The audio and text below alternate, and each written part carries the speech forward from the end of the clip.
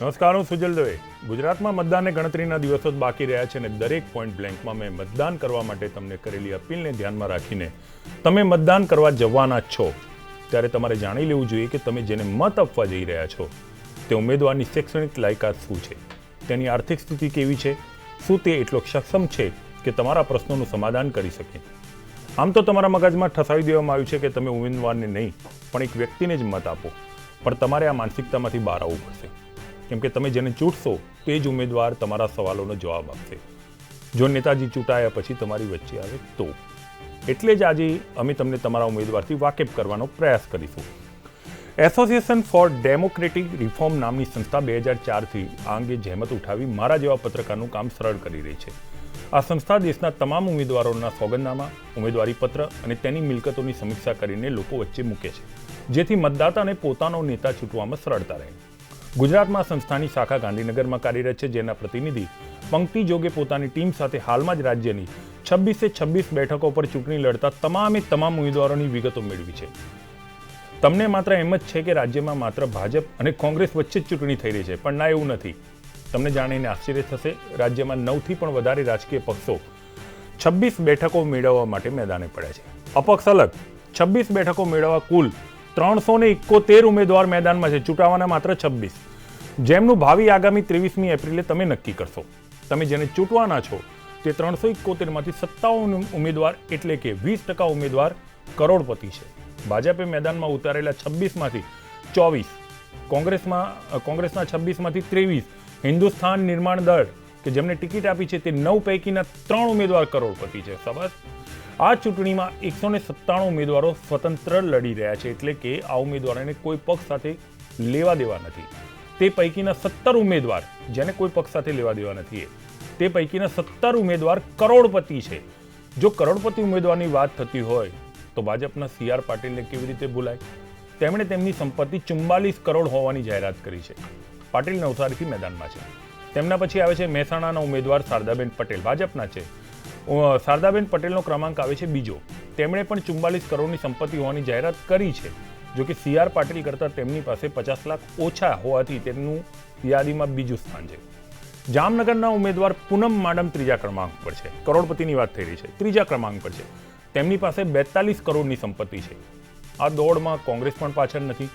રાજ્યમાં જો કોની પાસે વધુ સંપત્તિ છે તેની સ્પર્ધા કરવામાં આવે તો મહેસાણાથી કોંગ્રેસના ઉમેદવાર AG પટેલને વિજેતા જાહેર કરી દેવા પડે.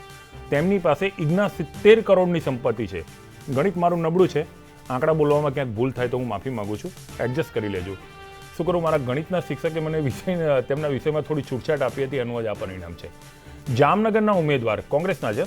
જામનગરના ઉમેદવાર મુલુભાઈ કનોરિયા પાસે 29 કરોડની અને અમદાવાદ પશ્ચિમના ઉમેદવાર રાજુ પરમાર પાસે 26 કરોડની સંપત્તિ છે.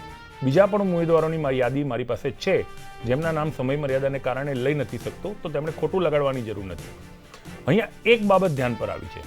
જો તમે એમ માનતા હો કે ગુજરાતની મહિલાઓ માત્ર રસોડું જ સંભાળે છે તો આ તમારી ભૂલ છે. આ મારી નથી, આ તમારી ભૂલ છે.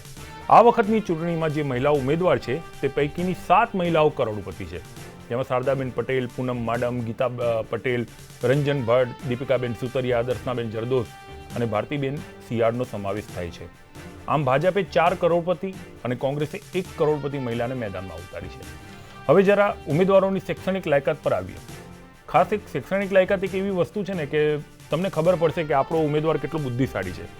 મધ્ય ગુજરાતમાં સૌથી વધુ સ્નાતક અને પોસ્ટ ગ્રેજ્યુએટ ઉમેદવારો મેદાનમાં છે, જ્યારે દક્ષિણ ગુજરાતમાં 52% ઉમેદવારો માત્ર માધ્યમિક સુધી જ અભ્યાસ કર્યો છે. યાદ રાખજો, દક્ષિણ ગુજરાતમાં 52% જ ઉમેદવાર માધ્યમિક સુધી જ ભણ્યા છે, 12મું પણ નહીં, સ્નાતક પણ નથી. 12મું નથી તો સ્નાતક ક્યાંથી હોય? આ ઉપરાંત 58 ઉમેદવારો એવા છે કે જેમની સામે ગુનાહિત ઇતિહાસ છે, જેમાંથી 2 મહિલાઓનો પણ સમાવેશ થાય છે. God mother. આ સર્વેમાં એક વાત ધ્યાન પર આવી છે, 371માંથી 38% ઉમેદવારો 40 વર્ષની આસપાસના છે, જે દર્શાવે છે કે યુવાઓ રાજકારણ તરફ વળી રહ્યા છે. સારી વાત કહેવાય. આજે આ વિષય પર હું ચર્ચા કરવા માંગીશ. કરોડપતિ અને ઓછું ભણેલા ઉમેદવારોથી પ્રજાને શું અસર થાય છે, આ અંગે ચર્ચા કરવા મારી સાથે જોડાયેલા છે ADR ગુજરાતના પ્રતિનિધિ પંક્તિ જોગ, ભાજપના નેતા કમલેશ રાજગોર, કોંગ્રેસના નેતા રાજેશ સોની અને હિન્દુસ્તાન નિર્માણ દળના પ્રવક્તા શ્રીનાથ ઉપાધ્યાય. આપ સર્વનું સ્વાગત કરું છું. પંક્તિ જોગ, તમારાથી જ સવાલની શરૂઆત કરું એટલે વિષય થોડો ખબર પડી જાય. તમે જે આ સર્વે કરી અને જે અહેવાલ બહાર પાડી રહ્યા છો, જેના ઉપર મારા જેવા પત્રકારોનું કામ સરળ થઈ ગયું છે, આ સર્વે કેવી રીતે કરવામાં આવે છે અને આની તથ્યતા કેટલી? જેમ તમે પહેલા કીધું, એસોસિએશન ફોર ડેમોક્રેટિક રિફોર્મ્સ, જેની શરૂઆત ગુજરાતમાંથી જ થયેલી 2003-4ની આસપાસની આખી વાત છે. ઇનફેક્ટ 2002ની આપણી જે ચૂંટણી હતી ગુજરાતની, એ પહેલું ઇલેક્શન વોચ હતું, ગુજરાત ઇલેક્શન વોચ તરીકે. હવે આમાં એડીઆર જે કરે છે એ ઇલેક્શન કમિશન ઓફ ઇન્ડિયા તરફથી જે ડેટા મળે એનું માત્ર વિશ્લેષણ કરીએ છીએ. અને અમને 1999માં એડીઆરની જ આ પિટિશન હતી એ સુપ્રીમ કોર્ટમાં કે વોટર્સ રાઇટ ટુ નો, કેમ કે એ વખતે આપણી પાસે માહિતીનો અધિકાર નહોતો, એટલે જે આપણી પાસે વોટર્સ રાઇટ ટુ નો તરીકે પીપલ્સ રિપ્રેઝેન્ટેટિવ એક્ટના પહેલામાં એ સુપ્રીમ કોર્ટમાં ગયા અને સર્વોચ્ચ અદાલતે એ વખતે કીધું કે હા, વોટર્સને જાણવાનો અધિકાર છે અને એમને કેટલીક વિગતો કેન્ડિડેટે જાહેર કરવી પડે જેથી કરીને વોટર્સ જાણે. અને એ 3 બાબતો જે તે વખતે કહેવામાં આવી હતી, એ શૈક્ષણિક લાયકાત, જો કોઈ ગુનાહિત ઇતિહાસ હોય તો એ અંગેની વિગતો, અને મિલકત કેટલી ધરાવે છે, અને એમાં મિલકતમાં જંગમ છે, સ્થાવર છે, એમની પોતાની, એમના પતિ પત્ની કે એમના આશ્રિતો, આ તમામ મિલકત. હવે આમાં એક વસ્તુ જે જોડાઈ છે એ જોડાઈ છે કે જે ક્રિમિનલ રેકોર્ડ્સ છે એ ખૂબ વિગતે આપવું પડે છે, જેમાં કલમો કઈ લાગી છે, કઈ જગ્યાએ કેસ છે, બધું. અને બીજું કે આવકના સ્ત્રોતો બતાવવા પડે છે અને વ્યવસાય પણ બતાવવો પડે છે. એટલે એ થોડીક વિગતો વખત ઉમેરાઈ ગઈ છે અને એ સર્વોચ્ચ અદાલતે અને ઈસીઆઈએ વખત એના માટે ડાયરેક્શન્સ આપ્યા છે. એટલે આ જે માહિતી દરેક ઉમેદવાર પોતાનું ઉમેદવારી પત્ર ભરતી વખતે એક તો એક ફોર્મ હોય અને જોડે સોગંદનામું હોય, એનાથી એ રજૂ કરે છે. અને એ સોગંદનામામાં રજૂ કરેલી તરત જ હવે તો અપલોડ થઈને ઈસીઆઈની વેબસાઇટ ઉપર, આપણે ખાસ myNeta.info કાં તો આપણે સીઈઓ ગુજરાતની વેબસાઇટ કાં તો ઈસીઆઈની વેબસાઇટ, આમાં આપણે કોઈ પણ જોઈ શકીએ છીએ. અને એ એફિડેવિટમાં બહુ જ બધી ઇન્ફોર્મેશન હોય, 20 પાનાની એમ બધી માહિતી. લોકોને કેવી રીતે ખબર પડશે, વોટર્સને વધારે સારી રીતે કેવી રીતે સરળતાથી મળી શકે? એટલે એડીઆર તરીકે અમારું કામ જે છે એ છે કે એને સરળતાથી આપણે લોકો સુધી થોડુંક પહોંચાડીએ, જેથી કરીને મતદાન મથકે જતા પહેલા દરેક મતદાતા જે છે, મતદાર જે છે, એ થોડક માહિતી લઈને જાય. મહેસાણા અને એજે પટેલને સૌથી વધારે સંપત્તિ ધરાવતા ઉમેદવાર આપે જાહેર કર્યા છે. 69 કરોડની સંપત્તિ છે. એ પછી ભાજપને સન્માન મળ્યું છે. ભાજપના નવસારીના સાંસદ ચંદ્રકાંત પાટીલ, એટલે કે જેને આપણે CR પાટીલ તરીકે ઓળખીએ છીએ, શારદાબેન અનિલભાઈ પટેલ પણ તરત ને તરત પાછળ જ છે. આ લોકોની સૌથી વધારે મિલકત બતાવી છે. શું તપાસ કરી છે કે તેમનો વ્યવસાય શું છે? આટલી મિલકત કેવી રીતે થઈ? હા, એટલે એમને મેં જેમ કીધું એમ કે એમને બતાવવું પડે છે કે એમના આવકના સ્ત્રોતો શું છે. ઇન્કમટેક્સ રિટર્નમાં ગયા વર્ષે એમને વાર્ષિક આવક કેટલી બતાવી એ પણ કહેવું પડે છે. એટલે એ જ ડેટાના આધારે હું કહું તો સૌથી પહેલાં તો એક કેટલીક ચોંકાવનારી બાબતો આ વખતે ધ્યાનમાં આવી એ છે કે આમાંથી ઘણા બધા રિપીટેડ કેન્ડિડેટ્સ છે. એટલે એમને એક વખત નહીં, 4-4, 5-5 વખત અત્યાર સુધી એફિડેવિટો રજૂ કરેલા છે. દાખલા તરીકે આપણે પાટીલ ચંદ્રકાંતનું એફિડેવિટ લઈએ, એવા 9-10 જણા છે. હું જસ્ટ એક ઉદાહરણ માટે કહું છું. તો એમને 2014માં જ્યારે એમનું એફિડેવિટ ભર્યું હતું ત્યારે 74 કરોડની સંપત્તિ બતાવી હતી, અને અત્યારે એમને જે બતાવી છે એ 44 કરોડ બતાવી છે. હવે આ પ્રકારના ઘણા, એ કાં તો સમાંતર રહી હોય, 2014માં પણ એટલી, 17માં પણ એટલી, 19માં પણ એટલી, કાં તો ઘટી હોય અને કાં તો એક્સ્ટ્રા ઓર્ડિનરી વધી હોય, એટલે 300 ગુણ્યા વધી હોય. આ આપણને કેટલીક બાબતો ચોંકાવનારી છે. હવે આ ફરીથી આ માહિતી છે, અમે સમક્ષ મૂકીએ છીએ. એમાંથી કોઈ તારણ કાઢવાનું હાલની તેજમાં, કેમ કે આપણને કોઈ ડેટા નથી મળ્યા. આમના આવકના સ્ત્રોત જોઈએ તો મોટા ભાગના લોકોએ ખેતી અને ખેતી વત્તા બિઝનેસ કાં તો ભાડાની આવક, આ 3 મોટા સ્ત્રોત બતાવ્યા છે. ચંદ્રકાંત પાટીલે શું બતાવ્યું છે જાણવા મળી શકશે આપની પાસે જો હોય તો? ચોક્કસથી આપણે હું ત્યાં સુધી કમલેશભાઈને પૂછી લઉં. કમલેશભાઈ, આમ તો પ્રશ્ન જાય છે, પહેલાં હું સોની સાહેબ પાસે જઈશ. સોની સાહેબ, 69 કરોડની મિલકત ધરાવતા સૌથી કરોડપતિ ઉમેદવાર ગુજરાતમાં તમારી જ પાસે છે. જો મિલકતોની સ્પર્ધા રાખવામાં આવે તો તમે બિનહરીફ ચૂંટાઈ જાઓ. જો હું માનું ત્યાં સુધી ચૂંટણીમાં જે પણ ઉમેદવાર આવતા હોય, એક વ્યવસાયિક પણ હોઈ શકે, ખેડૂત પણ હોઈ શકે, અને એક સારી ઇમેજમાંથી આવતા હોય છે. હર હંમેશ પ્રજાના પ્રશ્નોને વાચા આપતા હોય એ લોકો ત્યાંથી આવતા હોય. એનો મતલબ એ ના હોય કે રાજકીય હોય તો ધંધાધારી ના હોય. એટલે સ્વાભાવિક છે કે અત્યારે તો બહુ સ્પષ્ટ, બહુ ક્લેરિફિકેશન આવી ગયું છે. ચૂંટણી પંચ પણ દરેક વસ્તુ માંગી રહી છે અને આ લોકોએ એફિડેવિટમાં પોતાની દરેક વસ્તુ બતાવવી પડતી હોય છે. પણ જ્યાં ઇન બાઉન્સ જેને કહેવાય કે બેને હોડે કીધું કે ભાઈ ભાજપના એક સાંસદશ્રીની આવક ઘટી, તો એ બધું વિચારવા જેવું હોય છે કે એની ઉપર નજર રાખવા જેવી હોય કે એકદમથી વધી જાય કે એકદમથી ઘટી જાય. પરંતુ જો સાથે બિઝનેસ સાથે કે ધંધા સાથે સંકળાયેલા હોય તો હોઈ શકે કે આવક કોઈ પણ ની હોઈ શકે. એમાં કોઈ આશ્ચર્યજનક બાબત નથી. આપણે ગુજરાત સિવાય અન્ય સ્ટેટમાં પણ જઈએ તો ત્યાં આગળ યા તો આપણે 70 કરોડની વાત કરીએ, ત્યાં 200, 200, 300 કરોડના પણ લોકો રાજકારણની અંદર ઝંપલાવી શકતા હોય, કારણ કે રાજકારણમાં આવવા માટે સેવાભાવ જોઈએ છે.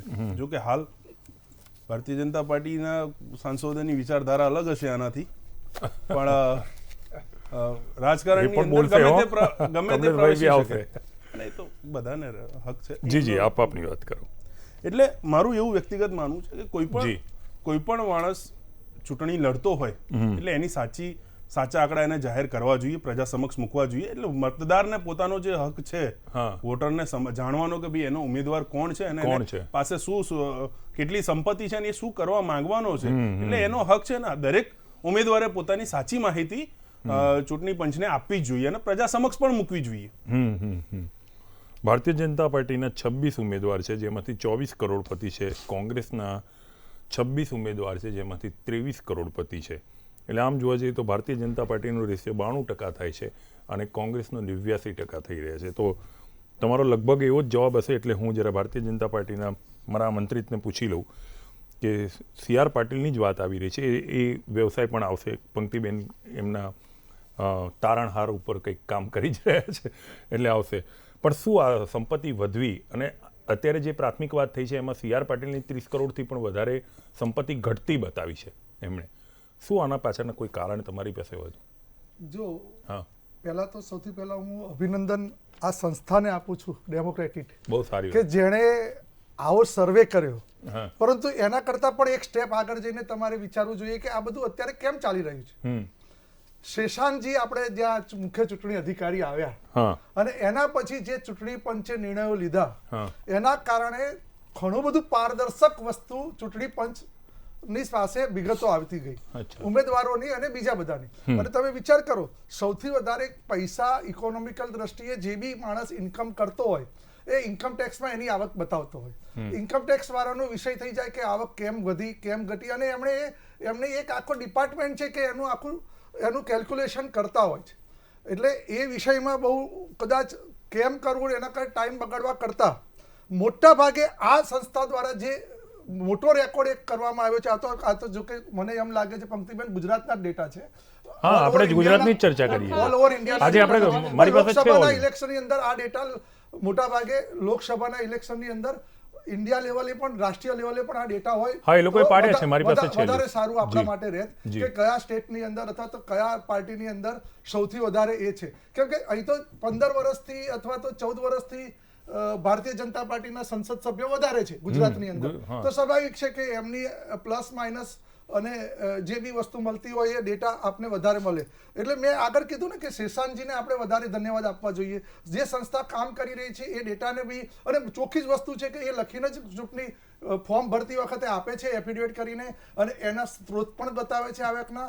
જાવક બી જતી હોય અથવા ક્યાંક ખોટ ગઈ હોય અથવા તો ક્યાંક બીજે ડિપાર્ટમેન્ટ, ઘણીવાર કેવું હોય કે જે આવક આવતી હોય એમાં ભાગ પણ પડતા હોય, કંપનીઓ જુદી જુદી હોય તો એમાં પણ ભાગ પડીને એનો નફો નુકસાનની વાત થતી હોય છે. એટલે વાત ત્યાં આગળ આવક કરતાં પણ આ જે ડેમોક્રેટિક સંસ્થાએ જે વાત કરી છે ને એ મોસ્ટ ઓફ ક્રિમિનલ, આમાં કેવા લોકો કેટલું ભણેલા છે એના કરતાં પણ વધારે એક સ્ટેપ એ લોકો કાયદાકીય ક્યાંય ને ક્યાંય કોઈ કેસ એમની સામે છે, એ કેટલા જમાનત ઉપર આવ્યા છે નથી આવ્યા, આ બધોનો જે સર્વે કર્યો છે એ ખરેખર ધન્યવાદને પાત્ર છે. અને એના કારણે પ્રજાને ચોક્કસ પૂરેપૂરી સાચી માહિતી મળે, પારદર્શક ઇલેક્શન થાય અને પ્રજા ધારો કે કદાચ લાગણીના પ્રવાહમાં ગમે ત્યાં વોટ આપતી હોય, ભાઈએ કીધું ને કે સેવાભાવ જોઈએ ચૂંટણીમાં, તો ગુજરાતની જનતાને ખબર છે 14 વર્ષથી સેવાભાવ કરતા ભારતીય જનતા પાર્ટીના ધારાસભ્યો અને સંસદ સભ્યોને વોટ આપી રહ્યા છે. એટલે પ્રજાને તો ખબર જ છે કોણ સેવાભાવ કરી રહ્યું છે. એટલે આ વાત ધ્યાનમાં રાખીને વચ્ચે બોલશો જ નહીં, કેમ કે મેં તમને પહેલા કીધું હું તમારી વચ્ચે બિલકુલ બોલીશ નહીં. એટલે એવો કોઈ સવાલ જ નથી. આપણે અને પ્રજાને જ નક્કી કરવાનું છે આમાં, આપણે તો કઈ નક્કી કરવાનું. આપણે આ છે ને આપણે ડિબેટ કરતા હોઈએ છીએ ત્યારે આપણને એમ લાગે છે કે આપણે આમ કરી નાખ્યું તેમ કરી નાખ્યું, પણ આપણે કંઈ નથી કરતા સાહેબ. પ્રજા જ બધું કરતું હોય છે અને પ્રજા જ આ બધોનો જવાબ આપતી હોય છે અને 23 તારીખે પ્રજા જ જવાબ આપશે. એટલે એવો કોઈ વિષય નથી. પરંતુ હજુ પણ ફરીથી છેલ્લે અંતમાં આટલું જ કન્ક્લુઝન છે કે જે મુદ્દાના આધારે ચૂંટણી થવી જોઈએ એ બે મુદ્દા, એક તો ક્રિમિનલ અને એક તો વંશ પરંપરાગત અથવા તો જે પારિવારિક સંસ્થાઓ પારિવારિક ઉમેદવારો લઈને આવે છે, એ ખરેખર એનો વિચાર હા, કરીને રાજેશભાઈ, આ હું- ઇલેક્શન થવું જોઈએ. ઠીક છે, હું શ્રીનાથભાઈ આ જ મુદ્દા ઉપર તમારો જવાબ લઈશ એક નાનકડા વિરામ બાદ.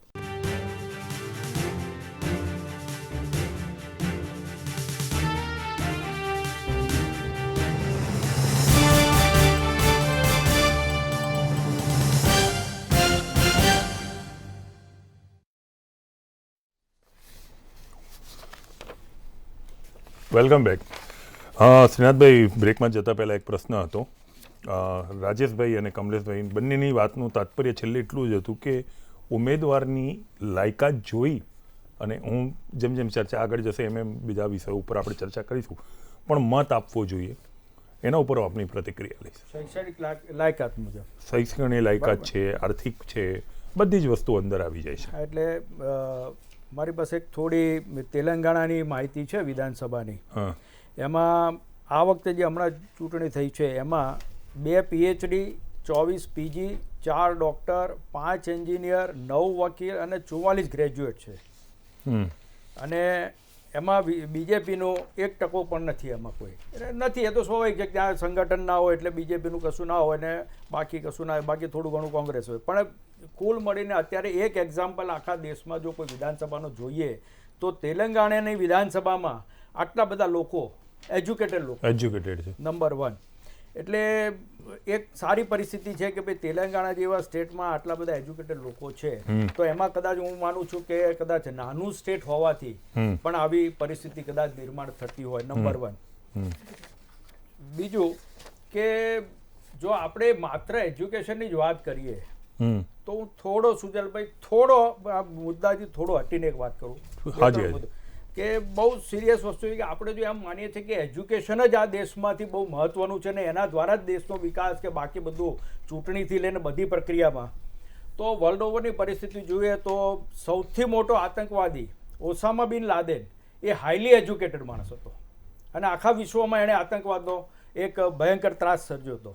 બરાબર છે. એવી જ રીતે કાશ્મીરમાં જે અલગતાવાદ ફેલાવનારા લોકો છે એમાં પણ તમે જો પર્સન્ટેજ જોશો તો ખૂબ ભણેલા લોકો છે. એટલે આપણે માત્ર માનીએ કે ભાઈ ઉમેદવારો ચૂંટણીમાં લડે છે અને એ જ હાઈલી એજ્યુકેટેડ હોય અને તો જ આ દેશનું કલ્યાણ થશે એવું કંઈ જરૂરી નથી. નંબર 1. બરાબર છે. બીજી વસ્તુ જુઓ તમે કે આખા દેશમાં ભૂતકાળમાં એવો દાવો કરવામાં આવતો હતો કે બિહારમાંથી વધારેમાં વધારે IAS ઓફિસરો નીકળતા. બરાબર છે. અને છતાં આજે બિહારની હાલત તમે જુઓ તો ખરાબમાં ખરાબ છે. બીમારું સ્ટેટ છે. પણ એ ત્યાંથી નીકળી અને દેશના બીજા રાજ્યોમાં જતા રહે નોકરી કરવા.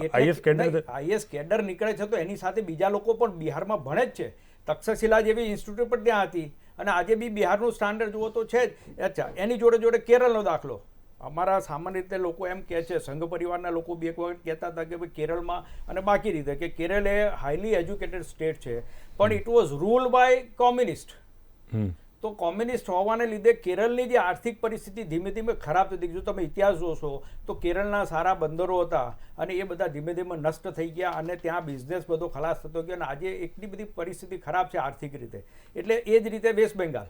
એટલે માત્ર એજ્યુકેશન અથવા તો કોઈ સામ્યવાદી હોય કે સમાજવાદી હોય કે સેક્યુલરિઝમવાળા હોય કે હિન્દુવાદી હોય પણ અલ્ટિમેટલી કોઈ વાત ચાલતો નથી આપણે ત્યાં અને માત્ર પૈસો જ આ દેશમાં ચાલે છે. એટલે એટલા કરોડો એજ્યુકેટેડ ના હોવા જોઈએ, ચાલી જાય પણ કરોડપતિ હોવા જરૂરી છે. એટલે એજ્યુકેશન જ એટલું જરૂરી છે એવું માનવાની જરૂર નથી. નહીં, તમે પૈસો ચાલે છે એવું કહો છો એટલે અત્યારે દેખાય છે. અત્યારે જે રીતે તમે ઓવરઓલ જોશો, આ તો ગુજરાતના હમણાં દાખલા આપે છે કે 24 અને 23ના બરોબર છે અને એ રીતે આખા દેશભરમાં જોશો તો કરોડપતિઓ લડે છે ચૂંટણી. ગઈ વખતે મને ખબર છે કદાચ કે કર્ણાટકની ચૂંટણી જ્યારે થઈ ત્યારે એમ કે 224 કેવી સીટો છે એમાંથી 203 કરોડપતિઓ. એ તો આપણે સંસદની બી હાલ છે ને. એવી જે પરિસ્થિતિ છે. હવે સોનીભાઈએ એમ કીધું હમણાં કોંગ્રેસના પ્રવક્તા કે ભાઈ સેવા કરવા. બરોબર. તો સેવા કરવી છે તો કરોડપતિ હોવો જરૂરી નથી. નંબર 1. અને તમે સેવા કરો છો તો હું તમને 1-2 દાખલા આપી દઉં કે સેવાના માધ્યમથી કેવા લોકો હોય છે કે ગિરીશભાઈ પરમાર 1995માં કેશુભાઈની સરકારમાં ધારાસભ્ય હતા. શંકરસિંહે ઉઠલાવી સરકાર, એ વખતે ગિરીશભાઈ શંકરસિંહ જોડે ગયા. વર્ષો સુધી કોંગ્રેસમાં રહ્યા પછી 2012માં કોંગ્રેસે જ્યારે એમને ટિકિટ નહીં આપવાનું એવું નક્કી કર્યું દાણી લીમડામાંથી તો ગિરીશભાઈ ભાજપમાં આવ્યા. ભાજપમાં કાર્યાલયમાં એમને પત્રકારોએ પૂછ્યું કે ગિરીશભાઈ તમે કોંગ્રેસ છોડીને ભાજપમાં આવ્યા તો કેમ એવું થયું? તો કે હું વર્ષોથી રાજકારણમાં હતો તો કે મને ટિકિટ ના આપે તો કે ખાલી પક્ષની સેવા કરવા થોડી આવ્યો હતો, આવું કીધું. એટલે તરત બીજા પત્રકારે એમને પ્રશ્ન પૂછ્યો કે ગિરીશભાઈ તમને ભાજપમાં ટિકિટ નહીં મળે તો શું કરશો? તો કે હું પક્ષની સેવા કરીશ. હવે આ ડબલ સ્ટાન્ડર્ડ જુઓ તમે કે એક બાજુ કોંગ્રેસ ટિકિટ નથી આપતી તો કે હું પક્ષની સેવા કરવા નથી આવ્યો, અને બીજી બાજુ કે ટિકિટ નહીં આપે તો પક્ષની સેવા કરીશ. એટલે આવા લોકો જે છે ને હમણાં તમે જોશો ઘણા વખતથી કે ભાજપમાંથી કોંગ્રેસમાં જ લોકો જાય છે ને કોંગ્રેસમાંથી ભાજપમાં રહે છે. વધારેમાં વધારે આજે જો ભાજપનું કોંગ્રેસીકરણ થતું હોય તો એ ગુજરાતમાં થઈ રહ્યું છે અને આખા દેશભરમાં થઈ રહ્યું છે. હવે જે નરેન્દ્રભાઈ એમ કે છે કે આ બધા સત્તા લાલચુઓ છે, જી હજુરિયાઓની પાર્ટી છે, એમણે જેમ ડૉક્ટર રાજપુરોએ એમ કીધું કે ભાઈ એક પરિવારવાદની વાત ચાલે છે, આ બધું વંશવાદની વાતો છે. તો તમારે ત્યાં જે કોંગ્રેસીઓએ આટલા વર્ષો સુધી પરિવારવાદને સમર્થન કર્યું કે જી હજુરી કરી છે, એવા લોકોને તમે શું કરવા લાવો છો? એની ક્યાં જરૂર છે તમારે? તમારી નૈતિકતા ક્યાં ગઈ? You are a party with a difference. You are not હવે you were a party with a difference. જ્યારે અટલજીને અડવાણીજીનો એક તપતો સૂર્ય હતો ત્યારે પાર્ટી એમ કહેવાતી હતી કે પાર્ટી વિથ અ ડિફરન્સ છે. એ પાર્ટીની આજે તમે પરિસ્થિતિ જુઓ કે તમે કોઈ શિસ્ત જેવું નથી રહ્યું. એટલે આ તો બહુ ખરાબ પરિસ્થિતિ કે જે 70 વર્ષમાં ચલો શિસ્ત જેવું નથી રહ્યું. ડોક્ટર રાજકોટનો જવાબ એટલે ડિટોરેશન જે પાર્ટીનું થયું છે કોંગ્રેસનું 70 વર્ષમાં જેટલું થયું એના કરતાં 25 વર્ષમાં કદાચ ભારતીય જનતા પાર્ટીનું વધારે થયું છે. રાજેશભાઈ ખુશ થઈ રહ્યા છે પણ એમના કમલેશભાઈનો જવાબ લઈને તમારે. ઉપાધ્યાય સાહેબ આપણે વડીલ છે અને એમના વિચારો કદાચ ચૂંટણી માટે ગમે તે રીતના હોય, પરંતુ પ્રજા છે ને બહુ જ અત્યારે વિચારતી હોય છે અને જ્યારે મત આપવા જાય છે ત્યારે પ્રજા એવું જ વિચારે છે કે ભાઈ આ કોંગ્રેસ છે કે ભાજપ છે એની જોડે અમને કોઈ લેવા દેવા નથી, અમારું કોણ સારું કરશે. પ્રજા એવું જ વિચારે છે કે આપણું ભલું કોણ કરશે એને આપણે વોટ આપીએ. તો ઘણીવાર ઉમેદવાર કેવા હોય છે એમની ધારો કે એના ગુણ કરતાં દોષ પણ વધારે હોય ઉમેદવારના, છતાંય પણ લોકો એને ખૂબ ભરીને વોટ એટલા માટે આપતા હોય છે કે એ એવું વિચારતા હોય છે પ્રજા કે આ ચૂંટાયા પછી આપણા સમાજનું, આપણા વિસ્તારનું અથવા તો આપણે જે બી અપેક્ષાઓ લઈને બેઠા છે એમાં ભલું થશે. એટલે આ વોટનું આખી રાજનીતિ ચાલી રહી છે. ભારતીય જનતા પાર્ટી મોટા ભાગે ઉપાધ્યાય સાહેબે કીધું કે આ ભાજપનું કોંગ્રેસીકરણ અને કોંગ્રેસનું ભાજપીકરણ, પરંતુ એક જ સિદ્ધાંતથી ચાલી રહી છે. લોકશાહીની આ સૌથી મોટામાં મોટી કમજોરી છે કે તમારે કોઈ પણ સંજોગોની અંદર જ્યારે પાર્ટીમાં મેજોરિટી મેળવવી હોય ત્યારે આ દેશની અંદર આ જ વ્યક્તિઓ રહેવાના છે સાહેબ, બદલાવાના નથી. નવા કઈ સંસદ સભ્યો કે નવા અત્યારે તમે વિચાર કરો એક સંસદ સભ્યને ચૂંટણી પંચ જ એવું કહે છે કે 70 લાખ રૂપિયા મિનિમમ એને ખર્ચવાની એની મંજૂરી મળી ગઈ. હવે 70 લાખ રૂપિયા ધારો કે કોઈ વ્યક્તિ ખર્ચતો હોય તો એ કરોડપતિથી ઓછો તો હોય જ નહીં. ખાલી ચૂંટણીમાં 70 લાખ ખર્ચવાની મંજૂરી છે, બરાબર. લોકસભાની અંદર, વિધાનસભાની અંદર બી એ રીતે હશે. એટલે જ્યારે બી ચૂંટણીઓ આવતી હોય છે ત્યારે લોકતંત્રની જે કમજોરી હોય છે એ કમજોરીને તોડમરોડ કરીને લોકો આખા સમીકરણો ગોઠવતા હોય છે. ભારતીય જનતા પાર્ટીનો એકમાત્ર મુદ્દો હતો વિકાસ, પરંતુ અત્યારે ગોળ ફરતો ભારતીય જનતા પાર્ટીનો નાનો મોટો વાંક છે એમાં.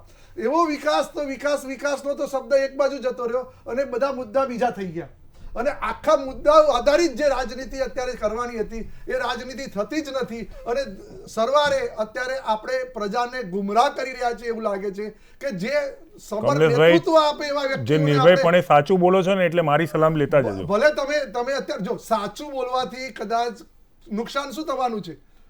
પ્રજા તો જાણે જ છે ને કે આ દેશની અંદર, આ રાજ્યની અંદર શું કરવાથી આ રાજ્યનું ભલું થવાનું છે, આ દેશની અંદર કોને વોટ આપવાથી આ દેશનું નેતૃત્વ સબર થવાનું છે, આ દેશમાં કોને વોટ આપવાથી ભારતનું નહીં પણ આ વિશ્વ કક્ષાએ ભારત મહાસત્તા મહાગુરુ બનવાની છે એ લોકો જાણે છે. એટલે સાચું બોલવો એવો કઈ ગુનો જ નથી, પરંતુ જે કમજોરી છે, તમે જે મુદ્દાથી ભટકી રહ્યા છે ને એ વાત કરીને આજે આખો દેશ મુદ્દાથી ભટક્યો. આજે હું એને બિરદાવું છું. 51 લોકો, મેં હજુ બી આગળ બી કીધું, 51 ગુંડાઓ ભેગા થઈ જાય તો 49 હાઈલી એજ્યુકેટેડ ડોક્ટરો ભેગા થયા હોય તો એના ઉપર પણ 5 વર્ષ સુધી રાજ કરે. શ્રીનાથભાઈ આ ખોટી વાત છે? તો આ જ લોકતંત્રની કમજોરી છે. તો લોકતંત્રની કમજોરીની અંદર ક્યાંક ને ક્યાંક સારું કરવા વાળા વ્યક્તિઓ પણ હવે એવા વબરમાં ફસાયા છે કે ક્યાંક ને ક્યાંક એવા વબરોની વચ્ચે પણ અત્યારે સારું કરવું છે, દેશનું સારું કરવું છે, આ 130 કરોડ જનતાનું સારું કરવું છે. એટલે ક્યાંક ને ક્યાંક એવી વાત પણ કરે છે. જેમ કે હું તમને કહું, વિકાસની વાતોને લઈને ચાલતી આ ભારતીય જનતા પાર્ટીએ જો 14 નવી એમ્સ હોસ્પિટલો કરી. પણ તમે જે કીધું ને આજે કે વિકાસનો મુદ્દો હતો એનાથી આપણે અલગ થઈ નહીં, ગયા એ ભટકવાની કોશિશ બધા લોકોએ કરી છે. ભટકી એમાં ગયા છે, માત્ર- તમે બોલ્યા માત્ર અને એમાં પ્રજા બી જવાબદાર છે. હા, પ્રજાને શું ગમે પણ છે? સાહેબ, મુદ્દાથી પ્રજાને ભટકી પણ ગયા. મુદ્દાથી ભટકી જાય છે. શ્રીનાથભાઈ, પ્રજા એક એવું જ નથી વિચાર કરતી મિનિટ. કે કઈ પાર્ટી તમારા કમલેશભાઈ, માટે 2 મિનિટ માટે એક શ્રીનાથભાઈ, હું તમને તક આપીશ. એક નાનકડા વિરામ બાદ.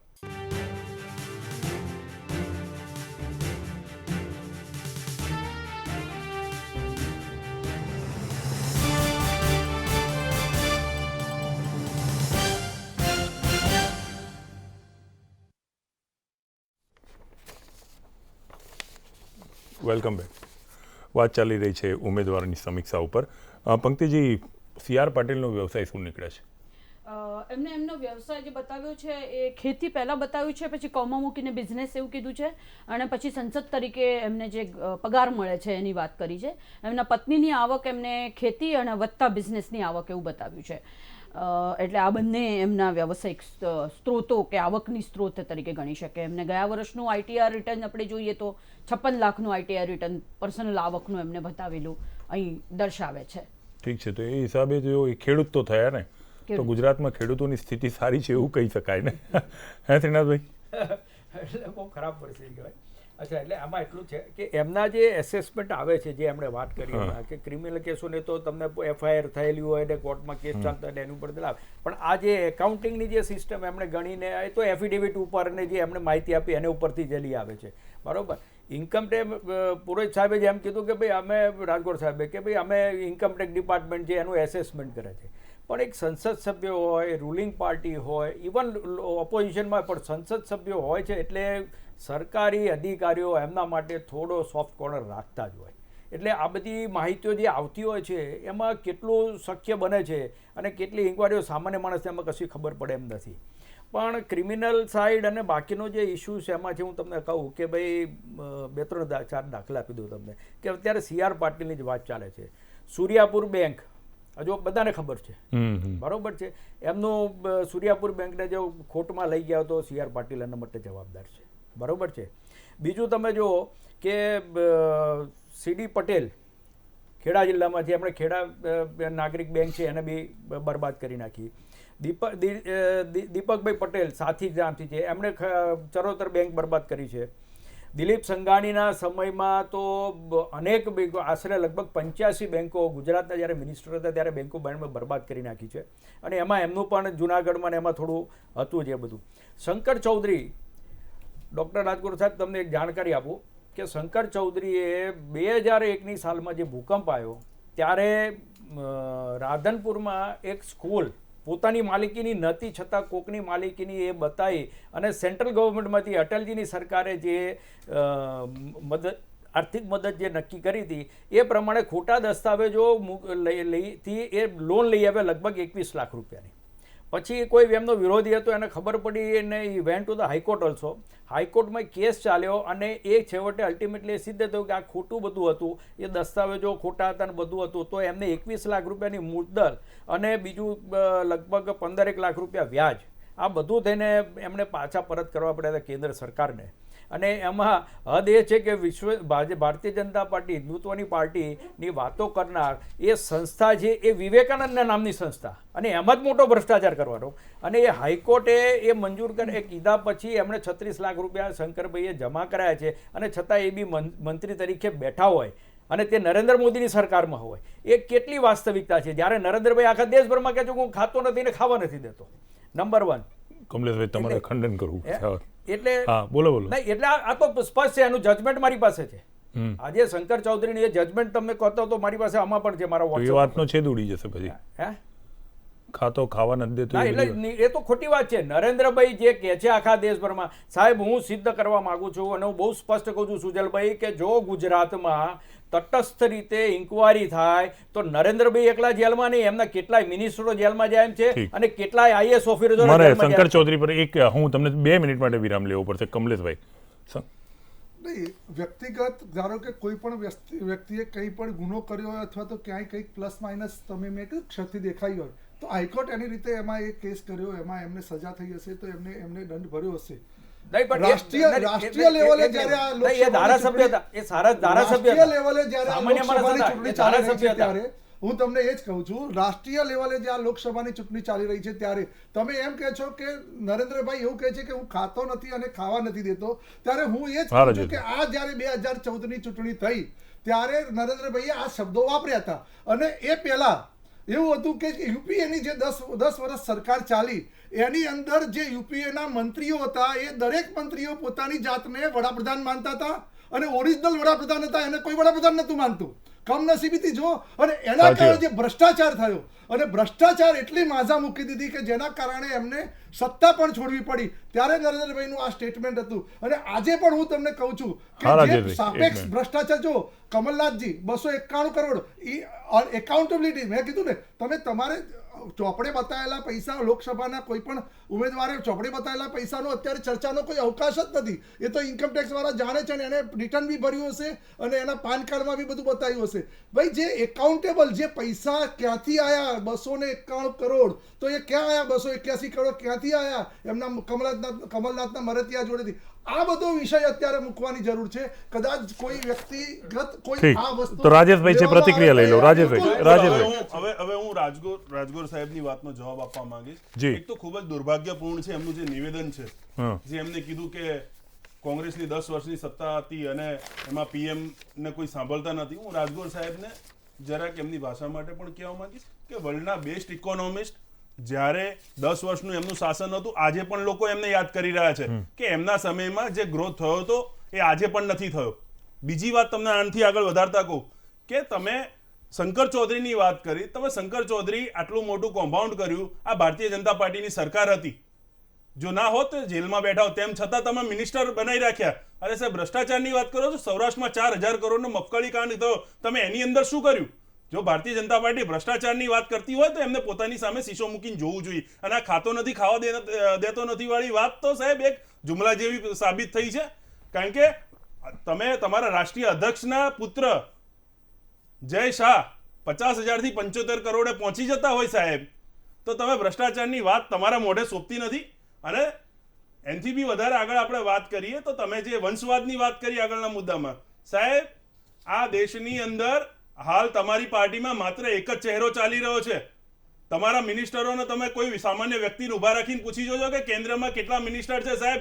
એક પહેલું નામ આવી જશે નરેન્દ્ર મોદી, એનું બીજા પછી બીજું કોઈ નામ અમિત શાહ કદાચ ભૂલથી લઈ લે, એના પછી કોઈને ખબર જ નથી કોણ કયો મંત્રાલયમાં છે. તમે સાહેબ નોટબંધી કરી, તમારા ફાઇનાન્સ મિનિસ્ટરને ખબર નથી કે નોટબંધી થઈ રહી. હકીકતમાં રાઈટ એનો હોય, તમારા આરબીઆઈ તમારી સત્તામાં આરબીઆઈ ગવર્નરે રાજીનામું મૂકવું પડે. સાહેબ સીબીઆઈ ની અંદર સામે સીબીઆઈમાં દુનિયામાં ક્યારે ના થયું હોય એવું પહેલીવાર જાહેર સંસ્થાઓ સીબીઆઈના 2 ઉચ્ચ સ્તરના અધિકારીઓ સામે આવી જાય. સાહેબ સુપ્રીમ કોર્ટના 4 જજોએ પ્રેસ બોલાવીને કહેવું પડે કે દેશમાં કશું સાચું નથી થતું.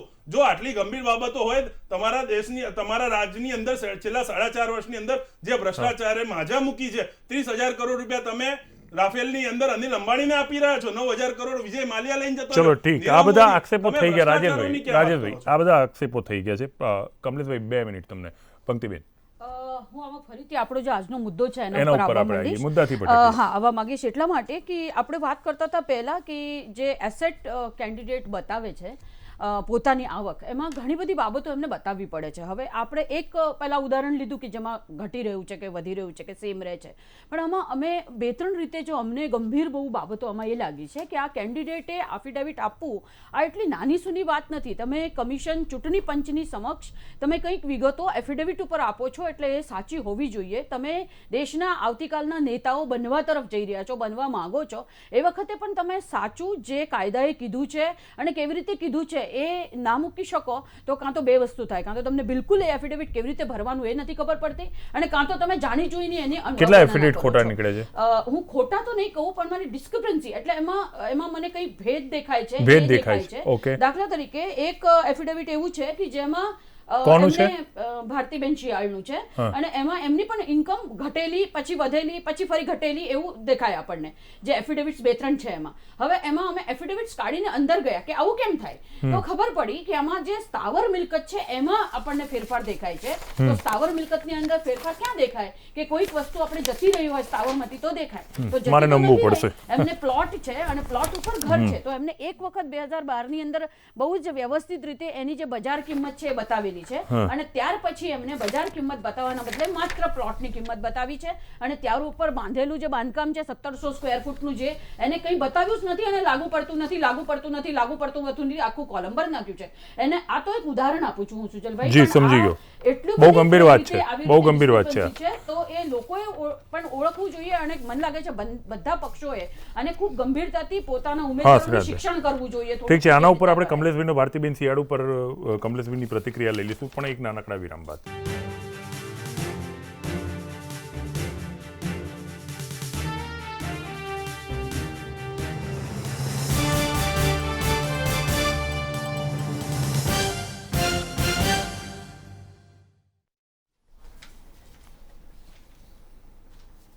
Welcome back. વાત ચાલી રહી છે ઉમેદવારોની સમીક્ષાની. પંકતિજી, ગુનાહિત ઇતિહાસ ધરાવતા કેટલા આપની પાસે રેકોર્ડમાં આવ્યા છે ઉમેદવારો? કુલ 371 માંથી 58 લોકો એવા છે કે જેમને ગુનાહિત ગુજરાતમાં, અને એની પર્સન્ટેજમાં જોવા જઈએ તો 16% ઉમેદવારો થાય આપણા. નેશનલની એવરેજ જોઈએ તો 21% ગુનાહિત ઇતિહાસ ધરાવતા લોકો ચૂંટણી લડવા માટે ઉતર્યા છે. હવે એમાં ગંભીર બાબત એ છે કે એમાં લગભગ 9% જેટલા જે છે ખૂબ સિરિયસ કેસીસ છે. સિરિયસ કેસીસમાં ખૂન છે, એટેમ્પ ટુ મર્ડર છે, મહિલાઓ સામેના અત્યાચારો છે, આ પ્રકારના કેસીસ 9% જેટલા આપણા એ છે. સૌથી વધારે કેસીસની વાત કરીએ તો એ 28 કેસીસ છે એક અપક્ષ ઉમેદવાર છે એમની સામે, અને બીજા બંને મોટા પક્ષની વાત કરીએ તો મહાનુભાવનું નામ શું છે? એ મહાનુભાવનું કારિયા ધીરેનભાઈ અમૃતલાલ, એ જુનાગઢમાંથી અપક્ષ તરીકે લડી રહ્યા છે. એમની સામે 28 કેસીસ છે અને એમાંથી 11 જે છે એ ખૂબ સિરિયસ છે. સિરિયસ આઈપીસી કલમ જેને લાગેલી હોય એની વાત કરીએ. સિદ્ધાર્થભાઈ, તમારાથી સમજવા માંગીશ ને આ અંતિમ પ્રશ્ન જ રહેશે. આ ત્રણેયની હું પ્રતિક્રિયા લઈ લઉં છું. ગંભીર પ્રકારના કેસીસ હોય અને એ રાજકારણમાં આવે તો પ્રજામાં અને રાજકારણમાં આની શું અસર થાય છે આ ઉમેદવાર જો વિજેતા થાય તો? સુજલભાઈ, પહેલી વાત કહું કે દેશના બંધારણ અને જે સંસદ સભ્યોને જે અધિકાર આપવામાં આવ્યા છે એમાં કદાચ મને જે થોડું ઘણું એની પાસેનું નોલેજ છે એ પ્રમાણે એમ છું કે જે માણસ ધારાસભ્ય કે સંસદ સભ્ય થઈ જાય છે એટલે જો વિધાનસભાનો સભ્ય હોય તો અધ્યક્ષની અહીંયા મંજૂરી લેવી પડે ને એવી જ રીતે લોકસભા માટે પડે. એટલે આ ચૂંટાયેલા પ્રતિનિધિઓ તરફ જો કોઈ કાર્યવાહી કરવાની હોય કાયદેસર તો એમાં મંજૂરી લેવી પડે છે. એટલે બહુ ટ્રિકી ઇસ્યુ હોય છે એ અત્યારની જે પોલિટિકલ સિસ્ટમ છે. એટલે તમારે એકબીજાને ટેકાની જરૂર હોય, ક્યાંય ને ક્યાંય સહયોગની જરૂર, સત્તા પાર્ટી અને વિપક્ષો, એટલે જલ્દી આ મંજૂરીઓ આપવામાં આવતી નથી. એના હું તમને દાખલા આપી દઉં. પણ એ પહેલાં સર્વોચ્ચ અદાલતના ન્યાયમૂર્તિ BS ચૌહાણે એકવાર એમ કીધું હતું અને SA બોર્ડે બંનેની બેન્ચે એવું કીધું, કાયદા ક્ષેત્રનું વ્યાપારીકરણ થતાં કેસો લડવું હવે સામાન્ય ગરીબોની ગજાની વાત નથી. કેસો ક્યારે પૂર્ણ થશે તેનું ભવિષ્ય પાકું હવે જ્યોતિષોના પણ બહારની વાત બની ગઈ છે. કાયદો વેપાર નથી. અને તમે જોશો કે એમણે એ પણ કીધું હતું કે ભાઈ આ દેશના રાજકારણીઓના કેસ ક્યારે પૂરા નથી થયા. એટલે અર્થાત એવું છે કે સુપ્રીમ કોર્ટો સુધી તમે લડ્યા કરશો પણ આ કેસો નહીં થાય. હમણાં એક બે કેસનો તમને કહી દઉં કે એમાં આવ્યું છે દિનુ બોગા સોલંકીની જે વાત છે કે એમાં જે RTI એક્ટિવિસ્ટને હત્યા કરવામાં આવી, હાઈકોર્ટ સુધી લડ્યા, એમાં પણ જીત્યા, છતાં પણ એ સુપ્રીમમાં ગયા. આ બધી જ વસ્તુ નરેન્દ્રભાઈને ખબર હતી. એ જેઠવા, એનું નામ ભૂલી ગયો, અમિત જેઠવા, જેની મર્ડર થયું, એ બધી જ વસ્તુ નરેન્દ્રભાઈને ખબર હોવા છતાં દિનુ બોગા સોલંકીને સંસદ સભ્ય તરીકે તમે મૂક્યા હતા. એટલે આ બહુ ખરાબ પરિસ્થિતિ કે દિનુ બોગા માટે નથી વાત કરતો. એમ તો કોંગ્રેસની અંદર પણ ગીતા પટેલ કરીને છે જેની સામે 6 ગુના નોંધાયા છે. હું આવું છું.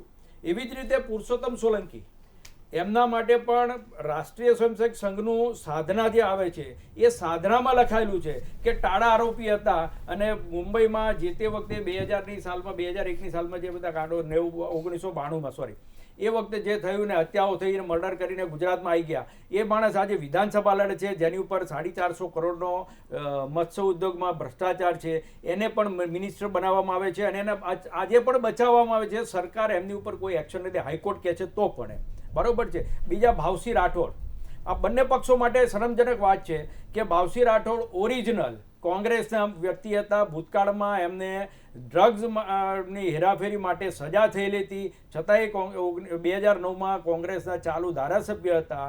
2 દિવસ સુધી ગાયબ કરી દેવામાં આવે ચાલુ વિધાનસભાએ. ત્રીજે દિવસે કોંગ્રેસના લોકોએ હોબાળો મચાવ્યો એટલે ભાજપના લોકોએ એમ કીધું કે ભાવસી અમારા કબજામાં છે, અમે કાલે લઈ આવીશું અને પ્રેસની સામે અમને હાજર કરવામાં આવ્યા. એ ભાવસી રાઠોડ ડ્રગ્સના આરોપી, એમને 2009ની પાટણની લોકસભાની સીટ આપવામાં આવી હતી નરેન્દ્રભાઈના હિસાબમાં.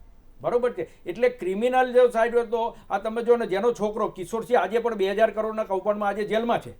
એટલે આ ક્રિમિનલ રેકોર્ડ છે ને આ બધા ભાજપના છે. એ જ રીતે પ્રભાતસિંહ, હમણાં વિધાનસભાની ચૂંટણીમાં પ્રભાતસિંહ અમિત શાહને કાગળ લખ્યો હતો કે મારો પુત્ર બુટલેગર છે અને મારી પુત્ર વધુ પણ એ જ કારણોસર જેલમાં ગયેલી છે અને ટિકિટ ના આપો, છતાંય ભાજપે ટિકિટ આપીને જીત્યા છે. હવે સુજલભાઈ કમનસીબી એ છે કે ડ્રગ માફિયાઓ, ગુંડાગીરી, વિઠ્ઠલ રાદડિયાનો આપ જાણો છો કે ગુંડાગીરી કરવી આ તે બધું છે. હવે આવા લોકો સંસદ સભ્યો અને ધારાસભ્યો બેઠા પછી પ્રતિક્રિયા લઈ લઈએ, સમય મળે તો એવા લોકો પાછા આમ નાગરિક માટે કાયદો બનાવે, બુટલેગરો બેસીને દારૂબંધીની વાતો કરે ગુજરાતમાં, તો આ કેટલું શક્ય બને? ઠીક છે, બંને પક્ષની પ્રતિક્રિયા લેવી પડશે. હવે ચર્ચાને વિરામ આપી દો. પંક્તિજી, તમારો એક પ્રશ્ન જોઈએ છે, તમે જે હમણાં મને કીધું. હા, હું જસ્ટ એટલું કહેતી હતી કે સર્વોચ્ચ અદાલતે કીધું છે કે જે પણ ચૂંટાઈને આવે એમના ઉપરના કેસીસ ફાસ્ટ ટ્રેક કોર્ટની નિર્મિતિ કરી અને 6 મહિનાની અંદર કરો. અને 2014થી આ અપેક્ષા હતી કે જેટલા પણ લોકો હતા એમના ઉપરના કેસીસનો કંઈક નિવેડો આવશે, પણ એ ફાસ્ટ ટ્રેક કોર્ટ બન્યા જ નથી. એટલે આ વખતે પણ ફરીથી એડીઆર તરીકે આ ડિમાન્ડ બધા અમે કરી છે કે જે ચૂંટાઈને આવે છે એમના ઉપરના કેસીસનો નિકાલ સર્વોચ્ચ અદાલતે જેમ કીધું છે ફાસ્ટ ટ્રેક કોર્ટમાં કરાવો અને એ જલ્દી કરાવો. કીધું હતું 2014ની લોકસભા સાચી વાત છે. આ મુદ્દો બી ભૂલી જવામાં આવે છે. આ મુદ્દો પણ ભૂલી જવામાં આવે છે, મને યાદ છે. આ 1 વર્ષમાં નાબૂદ કરી દીધા બધા ગુનેગારોને જેલની સજા કરીશ. સાચી વાત. આજે કશું એના કરતા 2014 પછી. ઠીક, હવે ચર્ચાને વિરામ આપવાનું છે શ્રીનાથભાઈ. હવે તમારે આ પ્રતિક્રિયામાં ખંડન કરવાનું છે કે નહીં શ્રીનાથભાઈ? હવે જો એક વસ્તુ છે કે આ જે તમે જે મોટાભાગના જે નામો લઈને વાત કરી એ 2019ની ચૂંટણીની અંદર પ્રજા સામે મોટાભાગના ઉમેદવારો લડતા નથી. જે અત્યારે 26 સીટો ઉપર ઉમેદવારો લડી રહ્યા છે એનું વિશ્લેષણ કરીએ તો બેને કીધું એ પ્રમાણે કદાચ સૌથી વધારે 9 કે 10 કોંગ્રેસના ઉમેદવારો છે અને 6 કે 5 કે 6 ભારતીય જનતા પાર્ટીના ઉમેદવારો છે. 4 ભારતીય જનતાના અને 10 કોંગ્રેસના ઉમેદવાર છે. તો વિષય વસ્તુ જ્યારે આપણે જે પ્રજા સમક્ષ જઈએ છીએ ત્યારે ચર્ચામાં સમય બગાડ્યા વગર આ 10 અને આ 6 એમાંથી એક સન્માનીય જે આપણે અમદાવાદના જ ઉમેદવાર ગીતાબેન પટેલ છે એમના ઉપર સૌથી વધારે કેસ છે. સન્માનીય વ્યક્તિ છે, મહિલા ઉમેદવાર લડે છે, એને પણ આપણે આવકારીએ છીએ, લડી શકે છે, એમાં કોઈ વાંધો નથી. એટલે ઘણા બધા હશે, પણ જે રાજકીય પાર્ટીઓ બેની વાત છે. હવે જ્યારે હું તમને કહું છું આ વિષય માત્ર હજુ ગંભીરતાથી જોજો. નરેન્દ્રભાઈ કહે છે કે હું જેલના દરવાજા સુધી અમુક લોકોને લાવ્યો છું અને હું જેલમાં પૂરી દેવાનો છું 5 વર્ષમાં જો તક મળી તો. પરંતુ એની સાથે હું તમને કહું છું કે છત્તીસગઢની અંદર ભારતીય જનતા પાર્ટીની સરકાર ડોક્ટર રમણભાઈની સરકાર ગઈ અને જેવા સરકાર કોંગ્રેસની બેસી એટલે પહેલું જ CBI ઉપર પ્રતિબંધ મૂકી દેવામાં આવ્યો. એટલે એનો અર્થ શું? કોણ આ ગુનેગારોને છાવરે છે, ભ્રષ્ટાચારીઓને છાવરે છે, એ સ્પષ્ટ દેખાઈ આવે છે. સાહેબ, CBI ને ઉપર પ્રતિબંધ મૂકો. CBI શું માત્ર મોદી સાહેબના હાથમાં જ છે બધું? અરે જ્યારે તમને સારું લાગે, તમારા માટે કામ થતું હોય ત્યારે સારું, ત્યારે સુપ્રીમ કોર્ટ બી સારી, ત્યારે ઇલેક્શન કમિશન પણ સારું, જ્યારે અનફેવરમાં કંઈ પણ વાત થાય, અનફેવરમાં વાત થાય એટલે તમારા માટે ખરાબ. રાજગોર સાહેબ, હવે મને બોલી દેવા તો. હા, સમય પૂરો થશે. હા રાજેશભાઈ, છત્તીસગઢની વાત કરે, 15 વર્ષથી એમની સરકાર હતી. જો છત્તીસગઢમાં એવા ક્રાઇમ થતા હતા, કયા CBI ના જોર ઉપર એમને, કયા સ્થાનિક લેવલે એમની જોડે સરકાર હતી, તો કયા અધિકારીઓને તમે, કયા ભ્રષ્ટાચારીઓને અંદર મૂકી દીધા, કયા ભ્રષ્ટાચારીઓને તમે પૂરી દીધા? હું રાજગોર સાહેબ, તમે બોલતા હું નતો બોલ્યો છું, તમે શાંતિ રાખો. આપણે વાત કરીએ ગીતાબેનની આગળ. હું 2 મુદ્દા ઉપર ફટાફટ બોલી જવા માંડીશ કારણ કે મને ખબર સમય ઓછો છે. ગીતાબેનની વાત કરી તો પ્રેક્ષકો અને મતદારો ખૂબ સારી રીતે સમજી લેવાની જરૂર છે કે ગુનાહિત ઇતિહાસની વાત કરીએ ત્યારે એ કઈ રીતે હોય. ગીતાબેન પટેલ જે રીતે બધા જ જાણે છે, પાટીદાર આંદોલનની અંદર ખૂબ જ સક્રિય ભૂમિકા એમને નિભાવી હતી. ભારતીય જનતા પાર્ટીએ 2015થી પાટીદાર આંદોલન ચાલુ થયું અને GMDC ગ્રાઉન્ડથી અત્યાચાર કરવાનો ચાલુ કરી. આ પાટીદાર સમાજ ઉપર અવારનવાર ખોટા કેસો કર્યા પછી એમના બેન દીકરીઓને ઘરમાંથી બહાર લાવીને માર્યા. 14 દીકરાઓ પાટીદાર સમાજના શહીદ કરી નાખ્યા ભારતીય જનતા પાર્ટીએ, અને એમાં એ આંદોલનથી થકી આવતા આ બેન છે, અને એમની ઉપર હું જાણું ત્યાં સુધી આ જો 6 કેસો છે એ ભારતીય જનતા પાર્ટીએ કે પાટીદાર આંદોલન દબાવી દેવાના પ્રયાસના આડમાં આ 6 કેસો કરેલા હતા. એટલે મતદારોએ ખૂબ સારી રીતે સમજી લેવાની જરૂર છે કે આ કેસો કઈ રીતના હોય. એટલે ક્યાંય પણ દરેક કેસની દરેકની એક પરિભાષા હોય. બીજી વાત કરી કે નરેન્દ્ર મોદી સાહેબે એવું પોતે 2014માં કીધું હતું કે જો હું આવીશ તો એક જ વર્ષમાં તમામને જેલની અંદર પૂરી દઈશ, અને રાજગોર સાહેબે અત્યારે કીધું કે ખેંચીને નહીં આવે. રાજગોર સાહેબ બોલવાનો વચમાં બોલશો, રાજગોર સાહેબ વચમાં ના બોલશો કે અમે ખેંચી લાવ્યા છે. અરે સાહેબ, કલમ 370 તમે કઈ ખેંચી લાવ્યા? આજે મેં ફરી મોદી સાહેબ અરે કરના કરી 5 વર્ષમાં તમે 5 વર્ષમાં શું કર્યું છે એની તમે ડિબેટની અંદર જ્યારે આવો છો, અરે સાહેબ રામ મંદિરમાં તો તમે હાથ ઊંચા કરી દીધા. તમારા ઇલેક્શન આવશે ઇલેક્શન આવે ત્યારે તમારે હરમેશ માટે રામ મંદિર યાદ આવી જાય, પાકિસ્તાન યાદ આવી. અરે સાહેબ, સમય છે 5 વર્ષમાં શું કામ કરે છે એની પર 55 વર્ષમાં શું કર્યું? 5 વર્ષ 55 વર્ષમાં સાહેબ દેશ 55 વર્ષમાં દેશ ટાંકણી નતો બનાવતો ને, હવાઈ જહાજ બનાવવા માંડ્યો.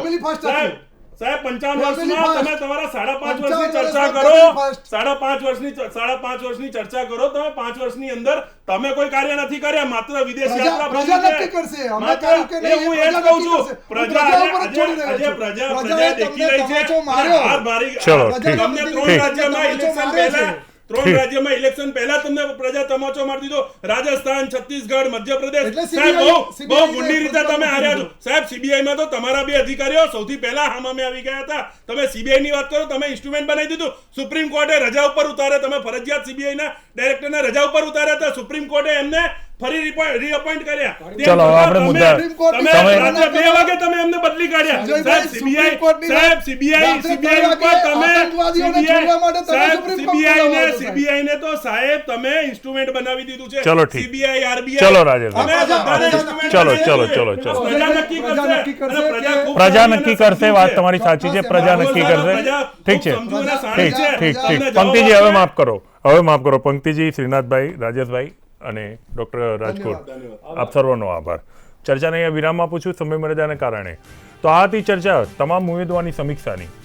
શૈક્ષણિક લાયકાત પણ તમે જોઈ લીધી, ગુનાહિત ઇતિહાસ પણ તમે જોઈ લીધો. કોઈ ગમે તેટલું કે બિન લાદેનનું ઉદાહરણ હોય કે કંઈ પણ હોય, પણ તમારો ઉમેદવાર શિક્ષિત હોવો જરૂરી છે. જો એને શિક્ષણ પ્રત્યે જાગૃતિ નહીં હોય, એને અરુચિ હશે, તો એ તમને સારું શિક્ષણ કેવી રીતે આપી શકશે? આર્થિક રીતે સક્ષમ પણ હોવો જોઈએ, પણ કેવી રીતે સક્ષમ છે એ તમારે જોવાનું છે. પોઈન્ટ બ્લેન્કનો વિષય નથી. તમારે જાતે જવાનું છે. નેતાની રેલીમાં જવા માટે તમે નથી. કલેક્ટર કચેરી જાઓ, તમારા ઉમેદવારે જે ઉમેદવારી પત્ર ભર્યું છે એમાં વિગતો આપેલી છે, એ વિગતો માગો. તમને વાંચવાનો અધિકાર છે, તમે મતદાતા છો. એનાથી તમે નક્કી કરો કે આ ઉમેદવારને મત આપવો જોઈએ કે ના આપવો જોઈએ. આ તમારે કરવું જ જોઈએ. જો દેશને સક્ષમ બનાવવો હોય તો આ તમારે કરવું જ જરૂરી છે. તમને ખબર હોવી જોઈએ કે તમારો મત કોને જઈ રહ્યો છે. કોઈ પક્ષ કે કોઈ વ્યક્તિને નથી જઈ રહ્યો. તમારા વિસ્તારના સંસદ સભ્ય કેવા છે એ જાણવાનો તમને અધિકાર છે, ને એમાં તમને કલેક્ટર નહીં, સરકાર પણ ના રોકી શકે. આ જ તમને કહેવા માટે પોઈન્ટ બ્લેન્ક કરવામાં આવી છે. હવે તો સમજો. હવે એક વાત ખાસ કરી લેજો. આજની ચર્ચાની અંદર ભાજપના પ્રવક્તા ડોક્ટર રાજગોરે બી કીધું છે કે વિકાસનો મુદ્દો હતો જેનાથી ભટકી ગયા છે. ક્યાંક પ્રજાએ ભટકાય છે, ક્યાંક ખુદ ભાજપ પણ ભટકી ગઈ છે. એ મુદ્દાને પકડો, રોજગારને પકડો, ખેડૂતોની સમસ્યાને પકડો. ફાલતુ મુદ્દાઓ જે નેતાઓ તમને પકડાવી જાય છે ને, એ 2 GB ડેટાનો ઉપયોગ કરી અને મુદ્દાની પાછળ ગાંડા ના થાઓ. જે દિવસે પરિણામ આવશે પછી આ નેતાને મળવા માટે, તમને મળવા માટે સમય નહીં હોય. આત્મા ઉપર હાથ મૂકીને પૂછો, તમારા મત વિસ્તારના સંસદ સભ્ય છેલ્લે ક્યારે મળ્યા હતા? 2014ની ચૂંટણીમાં જ જોયા હશે. અને કદાચ ઘણા મતદાતાઓ મને એવું કહે છે કે 19ની ચૂંટણી આવા થઈ પણ અમારો સંસદ સભ્ય અમારા વિસ્તારમાં સભા નથી કરતો. જરાક તો દિમાગનો ઉપયોગ કરો. આ બધું સમજાવવા તમને મેં પોઈન્ટ બ્લેન્ક કરી છે, નહીં કે ભાજપ અને કોંગ્રેસની લડાઈ દેખાડો. લડતા કોઈ નથી, પોતપોતાની વાત મૂકે છે. એમાંથી તમારે સાચી વાતને પકડવાની છે. જેટલું મારાથી કહેવાય છે એટલું મેં તમને કહી દીધું. અને હવે અંતમાં એક વસ્તુ કહું છું, કંઈ ના થાય તો આટલું તો ખાસ કરજો. દેશને સક્ષમ બનાવવો હોય, શક્તિશાળી બનાવવો હોય. મતદાન આવી રહ્યું છે ગુજરાતમાં. જે મતદાન ગઈ 2014માં થયું હતું ને, એના કરતાં મારે 1% વધારે મતદાન જોઈએ છે. દિલ ખોલીને મત આપજો. મત આપવો એ તમારો અધિકાર છે. જે તમે કમાતા નહીં હો, બેરોજગાર હશો, તેમ છતાં પણ તમને મળશે. એટલે મતદાનનો ઉપયોગ કરજો. ચર્ચાની આ વિરામ આપું છું. ફરી આવી ચર્ચા લઈને ત્યાં સુધી મને રજા આપશો. નમસ્કાર.